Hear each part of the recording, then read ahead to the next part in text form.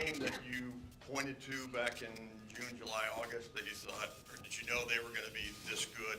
And are you just as excited about it as maybe you were? I wouldn't say necessarily point back June and July, August. Like I said, from the start, we just took it game by game. But you know, 1 versus 2. This is what we come here for. You know, games like this. You know, it's the top 2 teams in the Big Ten, and you know we're looking forward to a dogfight. Jae'Sean, in your career, you have actually scored at a pretty high rate against Purdue. I think you're averaging like 16 or 17 points per game. Is there anything you like about this matchup? Anything that maybe suits your game a little more? Why do you think you've been able to have some success against this team?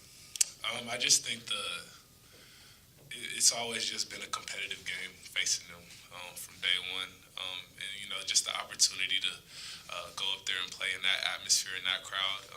I've never won there. It's very loud. They have a good student section, and I just, being a competitor, like I love that edge. I love being a part of that, and I think it kind of like ups my game. This is a big measure, another big measuring stick game. You guys have had some.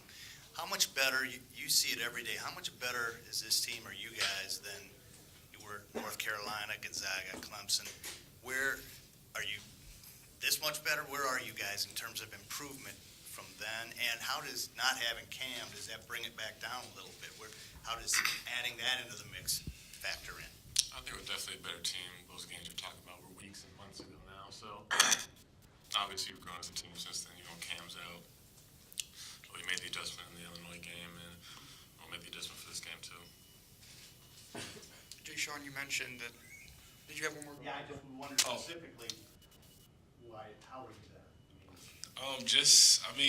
It was a brand new team at the beginning of the year. Like, we had to figure out, you know, that team chemistry, gel together, learn lessons. We had older guys with a different staff mixed with, you know, young guys straight out of high school. So I just think it was one of those things that, you know, trial and error. Like, you're going to get better, you know, being around your team and practicing every day. And I think that, you know, we've done it from the beginning. Every week we've grown, and you know, at this point right now, it's like clockwork.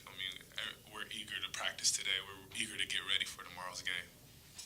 Jae'Sean, you mentioned that you come to Ohio State for games like this, but since obviously you played #1 Michigan State earlier, but this late in the season, I don't think you guys have had a game where, you know, so much was at stake. Mm-hmm. How do you balance appreciating the moment with also being a leader on this team and getting the team ready to play in such a big game? I think they just go hand in hand.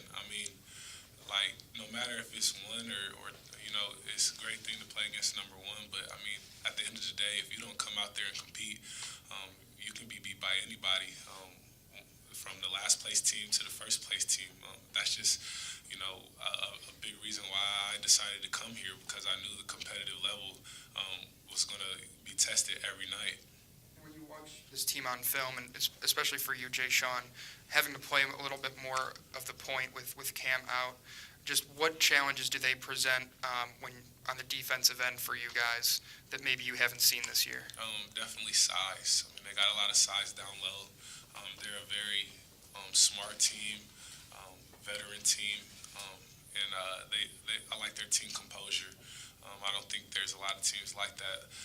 The way they show, you know, how together they are, and you know, we're gonna have to, you know, tomorrow we're gonna have to be smart about the shot selection we take, and you know, driving in with such length in the post. I think probably both of you guys at some point will get some time trying to guard Haas.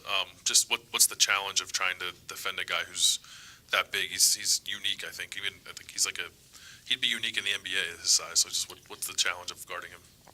Like you said, it's his size. He's 7'2" or 3", and he's like 290, 300 pounds. So it's just going to be very hard to move him.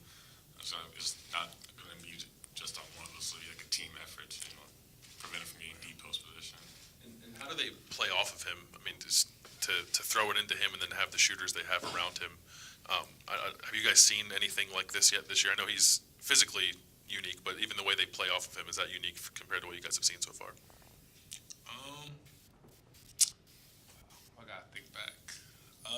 mean, definitely it's going to be unique because you don't see a guy of that size. But like Kata said, they really, I mean, Purdue, since I've always known, they've been a team who loves to throw it in the post. Like, that's their rule. They have to throw it in every time down the court. So, like Kata said, it's not going to just be on, whoever's guarding him. It's going to be on, the guard making it difficult for post entries to be put in there and, dig and help off. I think the obvious comparison to trying to upset a top-ranked team in the country is your guys' game with Michigan State. Can you look back at the build-up to that game and draw anything from your preparation? Obviously, different teams, you're going on the road, stuff like that, but just how you prepared to do what you guys were able to do. Do you draw anything from that for this one? I would say it's been a while since we've been the underdog, and I think that's a good thing for us. I mean, I actually enjoy being an underdog. We've been it so long, so we kind of got used to it. So I think just looking back, I just think that we are motivated and excited for the opportunity, and we'll see in practice today, but I can always tell what type of game it's going to be from the way we practiced the day before, and I have no doubt that today is going to be a great day of prep. Not to look beyond this game, but Coach Holtman was talking about the stretch run you guys have at the end of the season, and that's going to be tough, but it's also something you guys as players are looking forward to. I'm just curious what while preparing for Purdue, what you see from this kind of, final stretch that can test you here at the end of the year. I mean, it's definitely going to be a difficult stretch. We only got 2 more home games left. We traveled a lot these last few weeks. It's some big games. We got at Michigan, obviously at Purdue. We got Penn State, right? At Penn State. So, it's going to be a tough stretch after this game. Is Greg Oden doing any scout team stuff? And in terms of, he's the big guy. Have you had to move him around or tried to move him around? And how's Caleb doing with that? I mean, if you know Greg, I mean, it's kind of hard to. I mean, he's the #1 pick. I mean, there's nothing else to say about that. But I think Caleb has done a great job of just doing the best he can, on him, and it's going to prepare him the most. Like I said, yesterday was more of a scouting prep day, so we'll just see what happens in practice today. I know Coach Holt has some tricks up his sleeve. Is there any way you guys stop Oden? He's just on. No, not when. Does he let you know about it too? No, actually, he's pretty nice. We honestly haven't made him mad, and we've only played against him nice, so I don't even want to see him when he's mad because he's crazy. He's nuts. Jae'Sean, over this this conference stretch of games, you've kind of been starting at point guard, and have you felt more comfortable in that role as the games have gone on? Against Illinois, it was a little hard, just the way they play. But I would say, yeah, as the season has went on, I felt more comfortable. There was a stretch there where I had to play it for a few games. So our scout team did a great job of preparing me in practice for it. I think they made me turn it over like 5 times. But I think that it goes to them, like the preparation they got me to do it, and go on the court and be a little more comfortable.